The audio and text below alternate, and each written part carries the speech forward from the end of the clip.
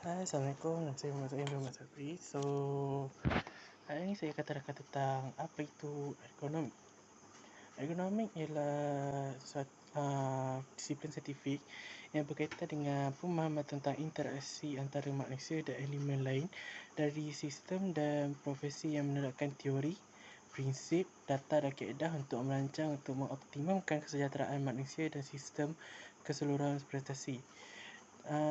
Ergonomik ialah sains terapan yang berkaitan dengan merancang, mengatur perkara yang digunakan orang supaya orang dan benda berinteraksi dengan paling berkesan dan selamat. Dengan cakap dan selamat adalah bahagian penting dalam definisi.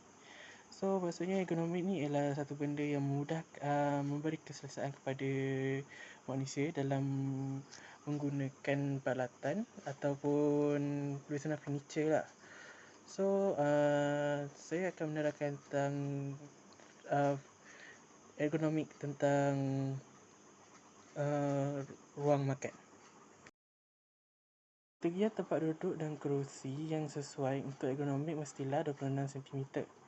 Majoriti kerusi pada hari ini mempunyai kerusi yang sama ada 50 cm ataupun 76 cm dari lantai yang cukup untuk mencapai 26 cm. Ini selesa untuk bahagian bawah badan yang sesuai di antara celah tanpa rasa tidak selesa.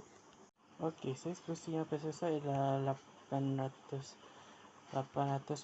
mm dia punya tinggi dan lebar dia adalah 450 mm. So dia punya condong daripada degree dia lah. Kita punya condong dia punya tempat sandar adalah dalam 5 degree hingga 15 degree. Okey.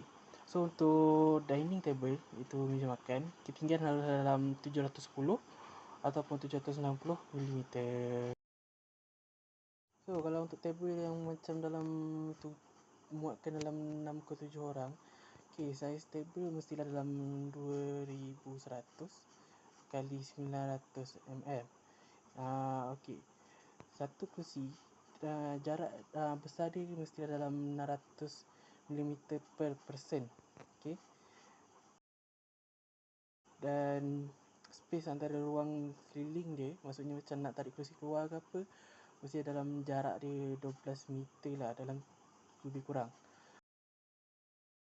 Itu sebab kerana susah senang lah untuk kita keluar daripada tempat duduk, tempat kerusi kita tu. So tak adalah nanti kita keluar pun sesak, maksudnya tak adalah sentuhan. Okay, reka bentuk meja makan pun kadang menjadi faktor juga.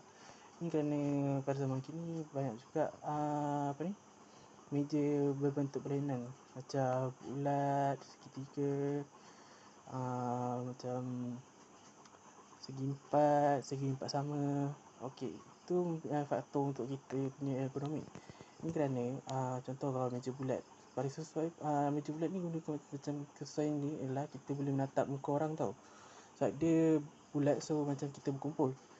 Okey, kalau meja petak ni pula dia besar dan boleh tatap orang juga, tapi tak rapat pandang keseluruhannya lah. So dia besar dan sesuai lah untuk ramai-ramai. Kalau meja bulat tu dia sikit je lah, tak ramai pun.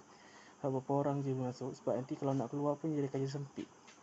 Okey, selain daripada meja makan dan kerusi, okey, ada tak macam untuk kerusi baby.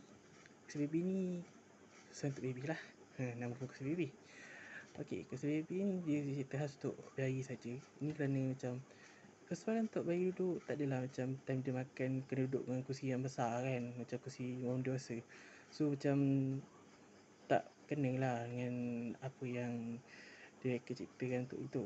So kegunaan kerusi baby tu memang penting untuk yang ada baby lah. Okey.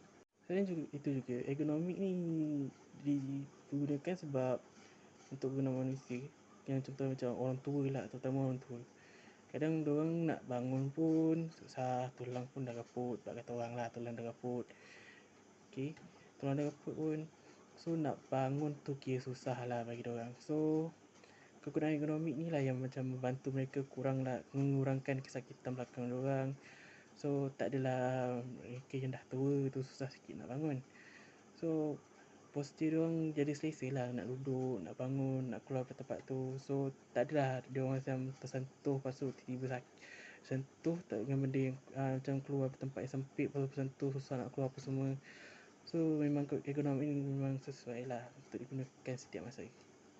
Okey lah, ini saja daripada saya tentang ergonomi. Okay, saya adalah pelajar yang mengambil kos dalam interior design di Kolej Kemahiran Tinggi Rembau. So, terima kasih untuk menonton. Bye bye.